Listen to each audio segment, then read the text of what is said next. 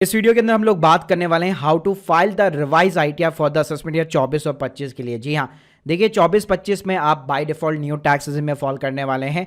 तो revise return की due date क्या रहने वाली है, स्टेप बाय स्टेप प्रोसीजर बताऊंगा, प्लस किस कंडीशन में आप रिवाइज कर सकते हो, किन कंडीशन में आप नहीं कर सकते हो, ये सब कुछ जानने को मिलेगा आपको इस वीडियो के अंदर। साथ में बताना चाहूंगा, अगर आप अफोर्डेबल कॉस्ट के ऊपर एक एक्सपर्ट के थ्रू अपनी आईटीआर फाइलिंग कराना चाहते हो या आप हमसे सीखना भी चाहते हो A to Z tax filing के बारे में, तो link in the description box, एक बार प्लीज जरूर चेकआउट कीजिए। पहले बात करते हैं कि रिवाइज आईटीआर आखिर होती क्या है। तो देखिए, जब भी आप ओरिजिनल आईटीआर के अंदर मिस्टेक करते हैं, आपको कोई भी करेक्शन करना होता है, तो वहां पे आपको एक रिवाइज आईटीआर फाइल करनी होती है। यानी कि ओरिजिनल आईटीआर का सब्स्टिट्यूट होता है रिवाइज आईटीआर। अब किस कंडीशन में आप फाइल कर सकते हैं, जैसे मान लीजिए आपने फॉर्म गलत चूज कर लिया, आपने आईटीआर 1 फाइल कर दिया एज ए ओरिजिनल आईटीआर, आपको बाद में पता लगा मेरी तो म्यूचुअल फंड की भी ट्रांजेक्शन है, तो फिर आप रिवाइज आईटीआर में आईटीआर 2 फाइल कर सकते हो।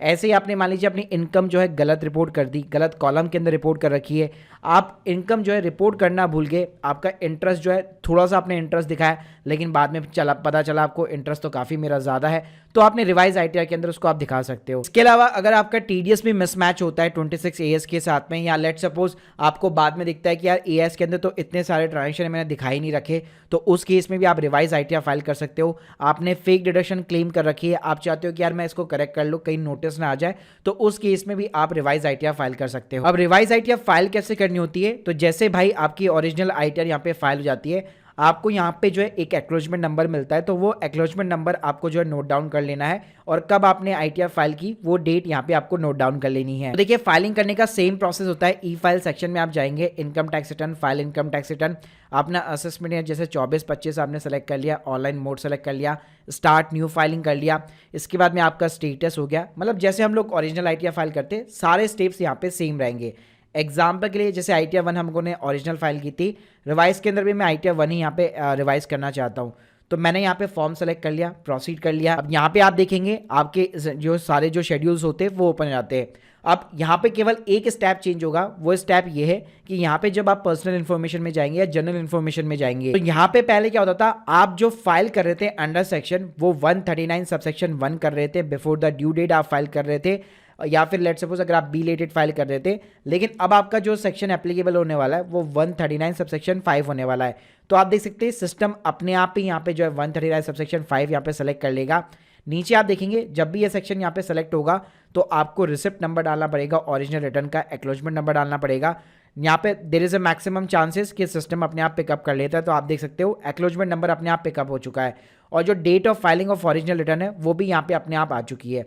तो बस ये यहाँ पे चेंज होता है रिवाइज आईटीआर के अंदर, बाकी एग्जैक्ट वही प्रोसीजर होता है, वही सारे स्टेप्स होते हैं जैसे आप एक नॉर्मल आईटीआर फाइलिंग करते हो। केवल आपको यहाँ पे ही ध्यान रखना पड़ता है कि आपकी आईटीआर जो है 139 सबसेक्शन 5 में फाइल हो रही है, आपको एक्नॉलेजमेंट नंबर डालना है, डेट ऑफ ओरिजिनल रिटर्न की फाइलिंग की डेट डालनी है, बस इन 3 चीज़ों के अलावा सारे स्टेप्स आपके यहाँ पे सेम रहते हैं। इसके अलावा भाई वही ग्रोस टोटल का इनकम, वहाँ पे आपको जो भी चेंजेस करने हैं, चाहे पिछली आईटीआर में आपने कुछ भी कहीं पे कैसे भी डाल रखा हो, इस बार कुछ भी कहीं पे भी आप चेंज करना चाहते हो, तो वो सारी चीज़ें यहाँ पे रिवाइज आईटीआर के अंदर पॉसिबल है।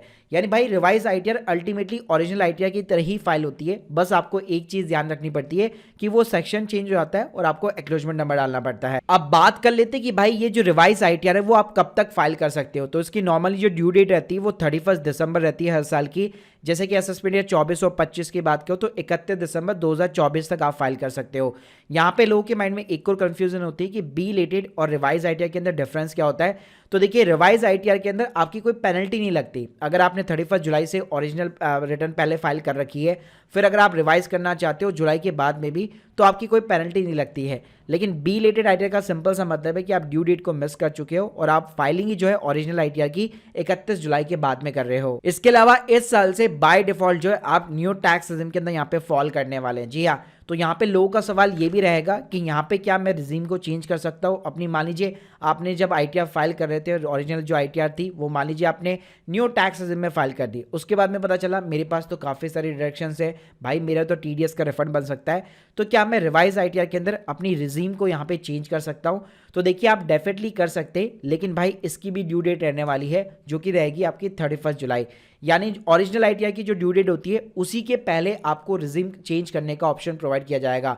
तो लॉ के अंदर ये डेफिनेटली चीज़ लिखी हुई है कि आप वहाँ पे ओरिजिनल आईटीआर की ड्यू डेट के पहले ही रिज्यूम चेंज कर सकते हैं। जी हाँ, तो अगर लेट सपोज आपने मई के अंदर ओरिजिनल रिटर्न यहाँ पे फाइल की है तो 31 जुलाई 2024 से पहले रिवाइज रिटर्न के अंदर आप रिज्यूम चेंज कर सकते हैं। उसके बाद में अगर आप फाइल करने चाहोगे तो रिज्यूम अगर आप चेंज करोगे तब भी आपको इंटीमेशन लेटर के अंदर जो पहले आपने रिज्यूम सेलेक्ट कर रखी होती है उसी के अकॉर्डिंग कैलकुलेशन निकल के आती है। तो इस चीज़ का यहाँ पे जरूर ध्यान रख लेना। इसके अलावा भाई लोगों के सवाल होते हैं क्या रिवाइज आईटीआर मैं ओरिजिनल के फाइल करने से पहले कर सकता हूँ या उसको ई वेरीफाई करने से पहले कर सकता हूँ। तो देखिए रिवाइज आईटीआर आपकी तभी फाइल हो सकती है जब आपकी ओरिजिनल आईटीआर फाइल हो और साथ में ई वेरीफाइड हो। ई वेरीफाई का मतलब क्या है कि आप जब आईटीआर वगैरह फाइल करते हैं, ई वेरीफाई का मतलब क्या है कि जब आईटीआर वगैरह आप जो अपनी नॉर्मली फाइल करते हैं तो आपको आधार ओटीपी के थ्रू ई वेरिफिकेशन भी करानी पड़ती है। तो वो जरूर करवा लेना, उसी के बाद में आप रिवाइज आईटीआर फाइल करना ताकि आपकी दोनों आईटीआर यहाँ पे प्रोसेस हो सके।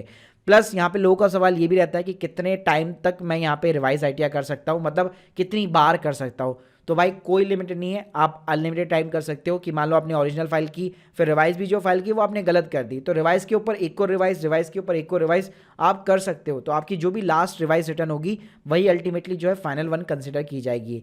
इसके अलावा रिवाइज आईटीआर में भी भाई प्रॉपर यहाँ पे प्रोसेसिंग होती है। उसकी टाइम लिमिट की बात करो तो वहाँ पे भी जो ओरिजिनल रिटर्न में जो टाइम लगता है सेम लगता है, कई बार डिले भी होता है उसके अंदर, और वहाँ पे भी प्रॉपर आपको एक इंटीमेशन लेटर वगैरह सब कुछ ऐसे ही होता है। तो भाई अब आप लोगों को समझ में आ गया होगा रिवाइज आईटीआर का कॉन्सेप्ट। जी हाँ, बाकी आप प्रोफेशनल एक्सपर्ट के थ्रू यहाँ पे हेल्प लेना चाहते हैं आईटीआर फाइलिंग के अंदर, या इसके अलावा भी बहुत सारी चीज़ें अगर आप प्रैक्टिकली सीखना चाहते हैं भाई, link in the description box, एक बार जरूर चेकआउट कर लीजिएगा।